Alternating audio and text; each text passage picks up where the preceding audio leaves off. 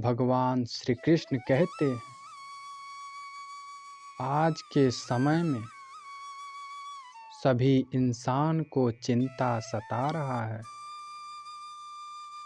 विद्यार्थी को परीक्षा का चिंता, बेरोजगार को नौकरी का चिंता, जिसे रोजगार है उसे छटनी का चिंता, बिजनेसमैन को नुकसान का चिंता और उद्योगपति को हड़ताल का चिंता। जिसे देखो चिंता में ही डूबा रहता है। यदि आप किसी भी समस्या का चिंता करोगे तो वह समस्या जस की तस रहेगी और आपके कई समस्या उत्पन्न हो जाएंगे। क्योंकि जब आप चिंता करना आप शुरू कर देते हैं तो अनेक समस्या आप खुद पैदा कर लेते हैं। चिंता मत करो, चिंतन करो। आप अपना ध्यान समस्या पर नहीं बल्कि वह समस्या के समाधान पर लगाओ। दुनिया में ऐसा कोई भी समस्या नहीं जिसका समाधान नहीं हो। जो भी समस्या आती है अपना समाधान लेकर आती है। चिंता और चिंतन दोनों में बहुत अंतर है। चिंता में से बिंदु हटा दो तो वह चिता बन जाता है और चिता मुर्दा को जलाता है। एक बार जलाता है, अंतिम बार जलाता है। जबकि चिंता जिंदा मनुष्य को जलाता है और बार बार जलाते हैं। जब तक जलता है तब तक कि वह व्यक्ति चिता पर न पहुंच जाए। इसलिए कभी भी चिंता ना करें, चिंतन करें। चिंता एक मुख्य कारण है कि हम असंतुष्ट रहते हैं। हमारे पास जो भी है उसे हम कद्र नहीं करते। जो दूसरे के पास है उसे देखते रहते हैं। उसे प्राप्त करने के लिए चिंता करने लगते हैं। दोस्तों, सबके पास सभी कुछ नहीं होता और होना भी नहीं चाहिए। क्योंकि यह दुनिया में सभी अपना कर्म का फल प्राप्त करता है। कुछ लोग अपने भाग्य से ही कुछ प्राप्त कर लेते हैं। हमें उससे जलन नहीं करनी चाहिए। आसमान में उड़ने वाले व्यक्ति को जब नीचे खेत में काम कर रहे किसान देखता है तो सोचता है, काश मैं भी हवाई जहाज में उड़ पाता। उसी हवाई जहाज में उड़ने वाला व्यक्ति सोचता है कि काश मैं भी अपने खेत में काम कर पाता। जमीन पर रहने वाले और आसमान में उड़ने वाले दोनों ही असंतुष्ट हैं। इसलिए जहाँ रहें, जिस हाल में रहें, संतुष्ट रहना सीखें। संतोषम परम सुखम। संतोष में ही सबसे बड़ा सुख मिलता है। चिंता का यह बहुत बड़ी कारण है। ज़्यादा सोचना यानी ओवर थिंकिंग हमारे मस्तिष्क को खराब कर देता है। हम उस समस्या के बारे में सोचते रहते हैं जो समस्या कभी आएगी ही नहीं। हम अपने अतीत के बारे में सोचते रहते हैं जो अतीत बीत गया। ओवर थिंकिंग की समस्या महिलाओं में ज़्यादा पाया जाता है। वह हमेशा बीती हुई बातों के बारे में सोचती रहती हैं और चिंता करते रहती हैं। शादी के बाद यह बात हो गया, यह बात नहीं होनी चाहिए।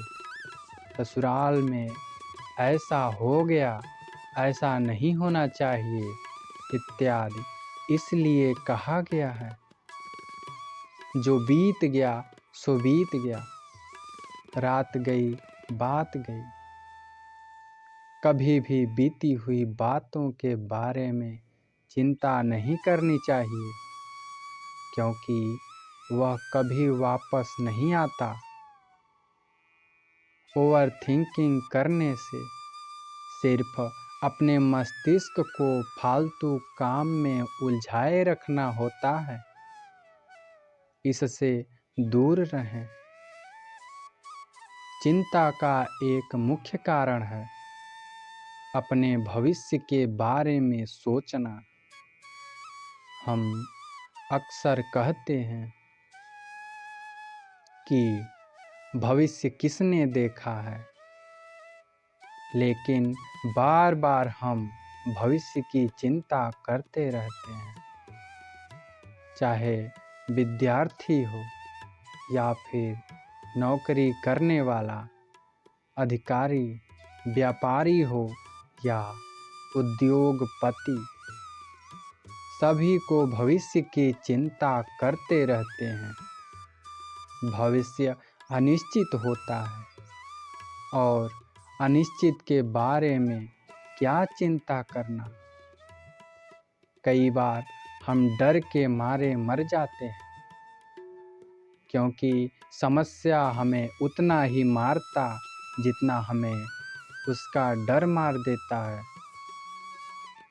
कोई महामारी आएगी, आपको लगेगी, फिर आप मरोगे, लेकिन आप पहले ही चिंता करने लगोगे, बीमारी आने वाले है, मुझे लग जाएगा, तो आप बीमारी आने से पहले ही मर जाओगे। कई बुजुर्ग के पास चिंता की लाइन लगी रहती है। मेरे बेटे को अच्छा मकान नहीं है, मेरे पोता को नौकरी नहीं लगी, मेरी पोती की शादी नहीं हुई है, और न जाने किस किस बारे में चिंता करते रहते हैं। बुजुर्ग यदि अपना चिंता दूर करना चाहते हैं तो वह अपना माया मोह का त्याग कर दें।